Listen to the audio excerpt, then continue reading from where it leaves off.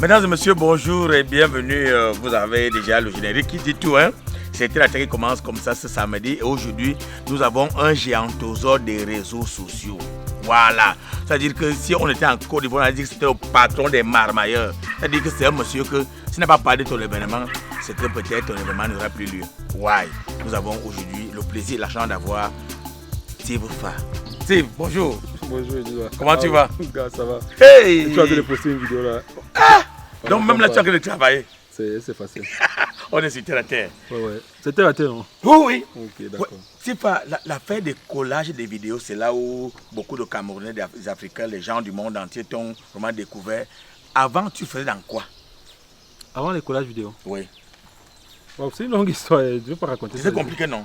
Non, c'est quand même compliqué parce que c'est vrai qu'avant de coller les vidéos, j'étais étudiant et j'avais une chaîne de restaurants. Donc j'avais 3 restaurants dans la ville de Yaoundé. Et je vivais paisiblement. Ma maison où on était, toi et moi tout à l'heure, j'ai acheté le terrain là pendant que j'étais étudiant. Tu vois un peu. Non, il faut dire les meubles. Quand tu dis la maison, les meubles, il n'est pas filmé. On est à la Faniente, on ne parle pas de la maison. Voilà. Mais quand même, c'est un immeuble. Donc ça, j'étais étudiant, tu vois. Et j'ai eu un drame dans ma vie, ce qui a fait à ce que ma vie bascule. Le côté patriotique, le côté civique que j'ai eu, c'est parce que j'ai eu un drame. J'ai un ami qui était mort et tout. C'est là où j'ai compris que il fallait que je fasse ma part dans ce pays. Il fallait que je sois une étoile pour la jeunesse camerounaise. Il fallait que je sois quelqu'un qui conscientise, qui procure toujours des trucs pédagogiques aux jeunes. Et c'est là où je décide de... Voilà. Après beaucoup de trucs qui ont échoué ou marché, je me retrouve sur les réseaux sociaux. Et là, je lance 3 minutes du peuple. C'est un concept que j'ai mûrement réfléchi avant de lancer. Parce qu'il fallait à la fois, puisque ma passion a toujours été le cinéma, faire des vidéos et gagner de l'argent. Moi, il fallait que je gagne de l'argent en faisant ce que j'aime faire les vidéos. Moi, j'adore faire les vidéos. Parce qu'il y a quelque chose que je sais, c'est que je suis très créatif. Et du coup, je lance dans 3 minutes du peuple et j'inclus la possibilité de faire la pub. Exactement. Parce que dès l'entame, tu entends mon gars qui dit « Boss, la pub ». La pub, oui. Tu sais que dans les 2 premières vidéos, il n'y a pas de publicité. Oui. Il dit « Boss, il n'y a pas de pub ». Et c'est à la 3e donc que les gens commencent à me contacter parce qu'ils savent que non. Ils ont flairé le coup. Et là, jusqu'aujourd'hui, je ne suis jamais allé vers les gens pour dire « Oh, j'ai une émission, est-ce que vous pouvez payer pour la pub ?» C'est toujours les gens qui viennent vers moi. Parce que le concept a été bien pensé et les publicités sont bien faites. Et du coup, les gens se bousculent. Voilà. Tu as déjà répondu à l'une de mes préoccupations. Parce que je voulais demander si, étant tout petit, tu voulais être humoriste. Parce que c'est vrai que tu as parlé de cinéma. Parce que quand on regarde les 3 minutes du peuple là, on rit assez tordre vraiment. Il y a beaucoup d'humour. Mais c'est pas le rôle que j'incarne là, c'est un rôle de comédien. C'est pas humoriste. Si je dis humoriste, ce serait manquer de respect à un géantosaure comme toi. Voilà, donc c'est plutôt comédien. Voilà, parce que ce que les Camerounais ignorent, c'est que le comédien ne fait pas forcément rire. Il incarne juste un personnage. Et ce personnage que j'ai dans 3 minutes du peuple n'a rien à voir avec Steve Fa, le chef d'entreprise, l'entrepreneur dans sa vie réelle. Je passe pas le temps à rire. Voilà. Je suis même, c'est carrément, c'est extrêmement opposé. Voilà. Donc je suis un comédien, j'incarne ce rôle-là avec ce gars qui dit bosse la pub dans une parodie vidéo qui s'intitule 3 minutes du peuple. Je viens d'envaler un insecte. C'est bon signe. Ça va, non, c'est un bon signe. C'est l'argent qui entre. Toi, tu vas me tuer. C'est l'argent qui entre. Ok. Bon, maintenant, si on te demande maintenant de faire une carte de visite, j'imagine que ce sera recto verso et qu'est-ce qui sera écrit dessus? Ah, justement, j'ai une carte de visite. Voilà. Et tu veux savoir ce qui est écrit sur ma carte? Dis-moi. Steve Fa. Et le numéro de téléphone, c'est tout. Ah! Même pas que jongleur. Non, rien. Je n'écris rien parce qu'en fait, j'ai tellement de casquettes. J'ai tellement de casquettes. Et je ne peux pas mettre... Les gens disent influenceur web. Influenceur web, ce n'est pas un métier. Et ça, il faut dire aux gens. Influenceur web, c'est la conséquence d'un métier. Exactement. Tu vois? Peut-être tu es créateur de contenu, peut-être tu es sportif, peut-être tu es comédien, peut-être, maintenant, tu vois.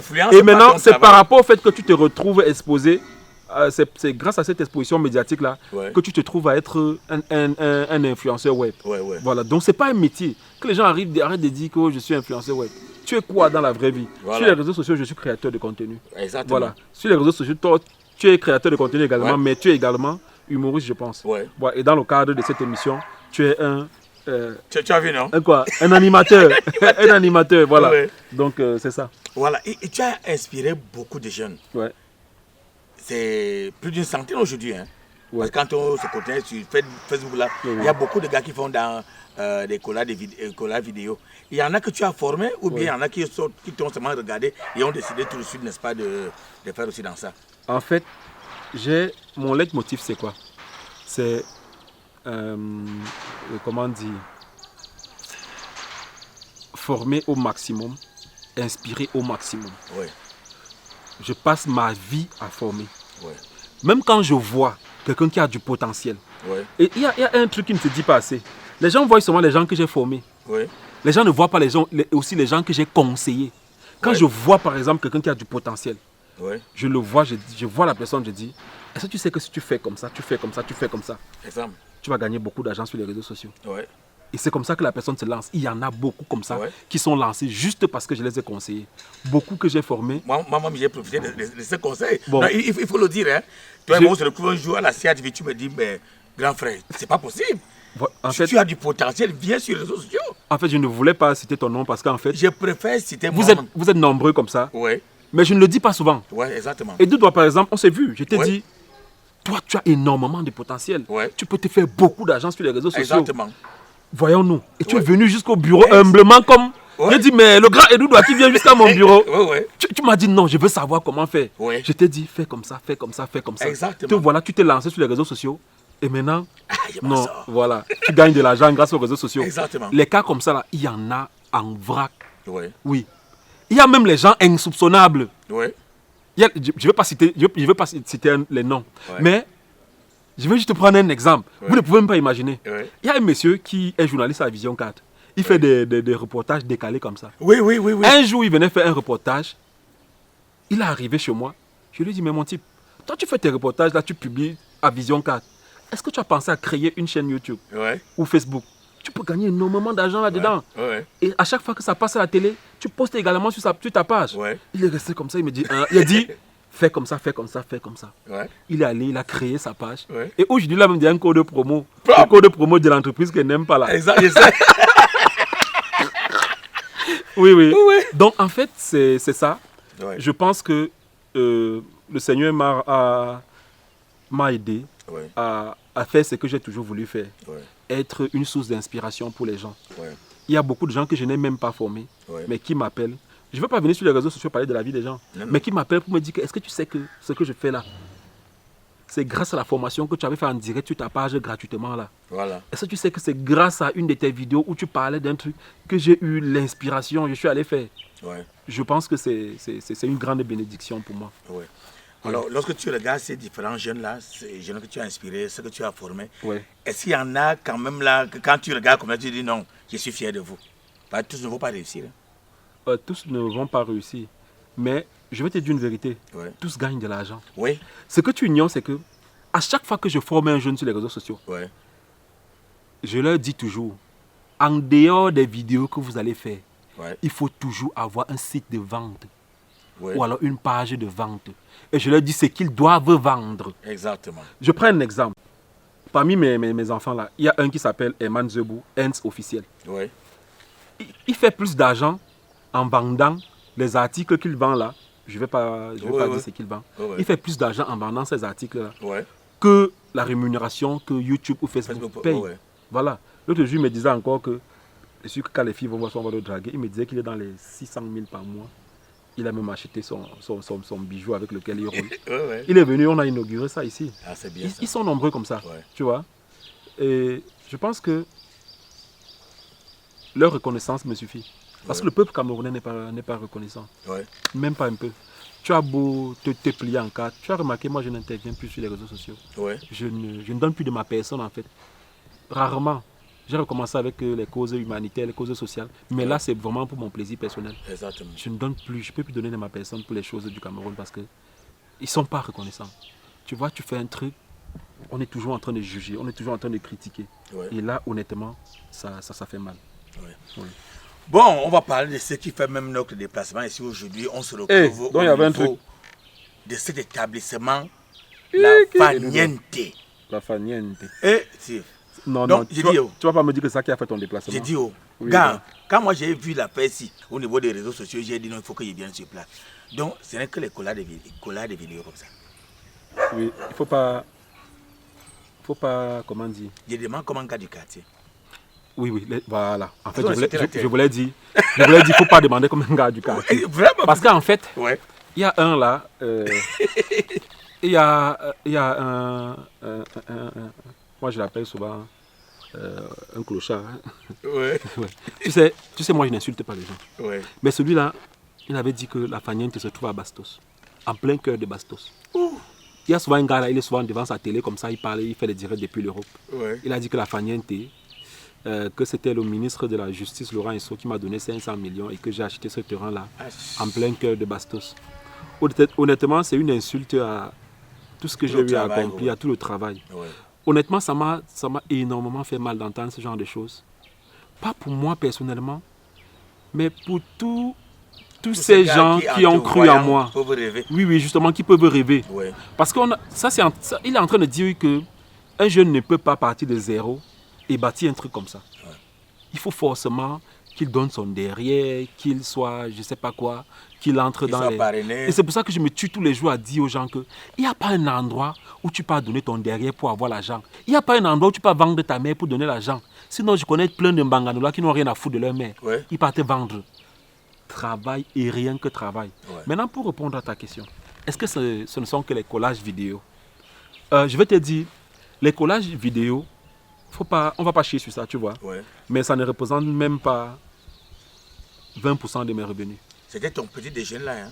Non, ça ne représente pas 20% de mes revenus. Ouais. Mais c'est la face visible de l'iceberg. Les gens me connaissent grâce à 3 minutes du peuple, tu vois. Ouais. Du coup, on a l'impression que ce n'est que 3 minutes du peuple. Ce qu'ils ignorent, c'est qu'à chaque fois, je publie des vidéos spéciales. Ouais. Est-ce que tu vois souvent ça? Ouais. J'ai fait les vidéos sur les passeports, j'ai fait les vidéos sur les visas, les nouveaux visas, le nouveau passeport. J'ai fait les vidéos au Brésil, j'ai fait la vidéo de la CAN, j'ai fait la vidéo pour Ethiopian Airlines là-bas, machin. J'ai fait plein de vidéos. En Côte d'Ivoire, rencontré le ministre des Sports par rapport à la CAN qui arrive. Par rapport à la CAN. Tout ça là. Voilà, justement. Ouais. En fait, c'est ça qui fait... Parce que tous les jours, j'insiste seulement sur... Quand je parle aux jeunes, j'insiste seulement sur les revenus YouTube, Facebook et les collages vidéo parce que je pense qu'eux, ils peuvent faire ça et s'en sortir. C'est à leur niveau, C'est à leur niveau. Ouais. Mais je sais que les vidéos spéciales que je fais là, je prends l'exemple de la vidéo de la CAN. Ouais. C'est très compliqué, il faut être très créatif pour arriver à ce niveau de finesse.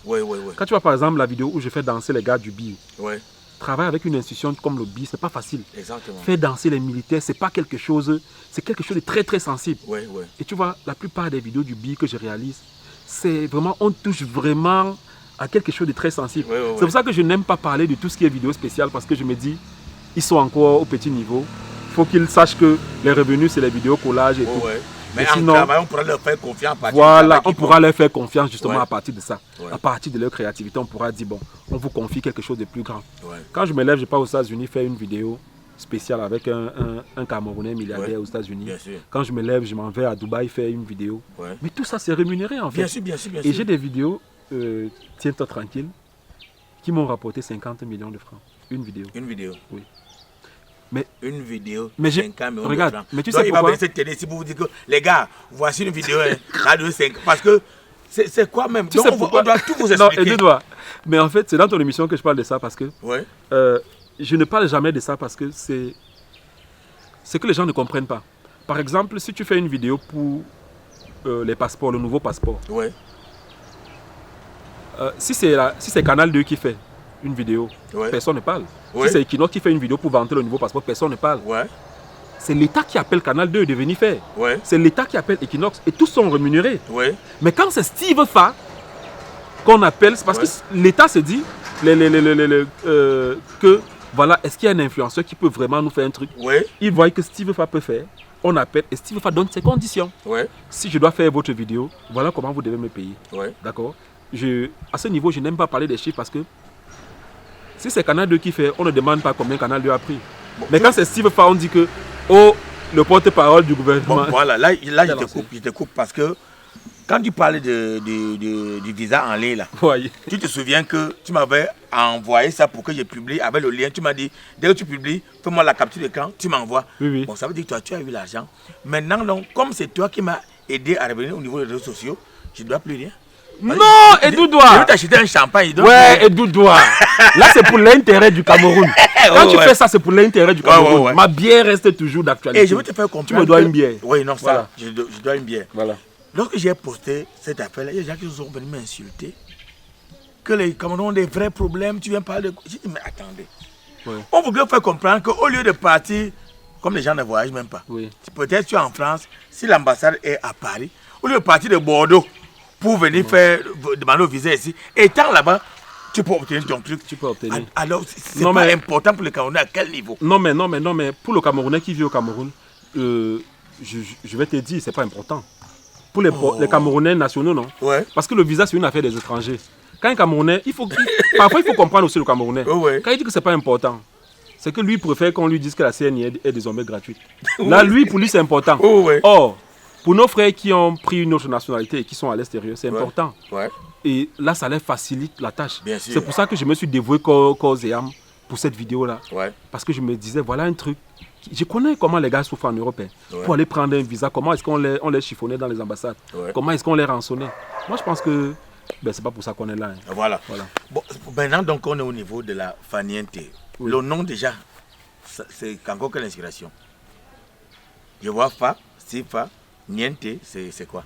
Non, Faniente vient du mot farniente. Pour ceux qui ont à la maison, tapez le dictionnaire, vous voyez dans le dictionnaire, c'est que signifie farniente. Oui, donc dès que vous saurez ce que signifie farniente, voilà. C'est ce mot-là que j'ai pris, j'ai juste enlevé le R et j'ai mis H. Ah d'accord. Bon, je vais donc aller fouiller le dictionnaire après cet entretien. Alors, c'est quoi exactement cet établissement? Bosse la pub. Oui, c'est ça. Ouais, c'est gratuit. Et Doudou. C'est gratuit. Non, comme tu vois, c'est un établissement qui sera bientôt lancé. Ouais.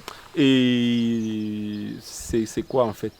Pour l'instant, je n'ai pas trouvé le thème générique pour vraiment expliquer le concept. Ouais. Mais sinon, c'est vraiment un endroit où les gens ne viennent pas pour passer du temps, les gens ne viennent pas pour dormir, les gens ne viennent pas pour s'amuser. Les gens viennent ici pour vivre une expérience. C'est vraiment ça le concept. Donc, on a 20 chambres et suites.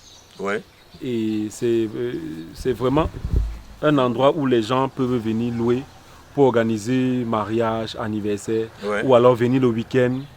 Profiter de la piscine pour enfants, la piscine pour grands, profiter de la plage artificielle, profiter de l'étang, pêcher des poissons, de la salle de cinéma, de la boîte de nuit. C'est vraiment ce genre de choses. Du terrain de basket, tennis, voilà, du zoo. Tu es en train de préparer ta retraite, quoi? Je suis en train de préparer ma retraite. En fait, depuis que je fais ce que je fais, contrairement à mes amis, j'ai beaucoup d'amis, tu peux imaginer. Contrairement à mes amis qui ont décidé que bon, nous, l'argent qu'on gagne maintenant, c'est pour boire le vin et chercher les femmes. Moi, je me suis dit que l'argent que je gagne maintenant, c'est pour préparer mon avenir. Moi, je me suis toujours dit qu'à 40 ans, je ne veux plus travailler, je veux me consacrer à la lecture. Voilà. À 40 ans, j'arrête tout et je me consacre à la lecture. On a encore l'heure de 40 ou bien c'est bientôt? C'est pour bientôt. Ah, d'accord.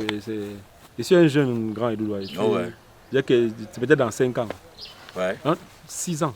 Dans 6 ans? Oui, 5 ans. Que tu seras à 40 ans? 40 ans, oui. Ah, et à 40 ans, tu ne travailles plus? À 40 ans, je ne veux plus travailler. C'est pour ça que tu mets tout le paquet actuellement? Maintenant, oui. À partir de 40 ans, donc, je joue ma vie. Voilà. Maintenant, nous sommes arrivés déjà au terme de notre entretien. Que retenir de la vie de Steve Fa? Que retenir de ma vie? Oui. Au niveau des réseaux sociaux. Tu souhaites ma mort? Au niveau des réseaux sociaux, non? Ah, que retenir de mon passage sur les réseaux sociaux? Passage qui est encore en cours. Qu'est-ce qu'il faut retenir? Il faut retenir l'audace surtout. L'audace d'entreprendre, l'audace de se lancer. Parce qu'il a bien fallu que je me lance un jour. Voilà.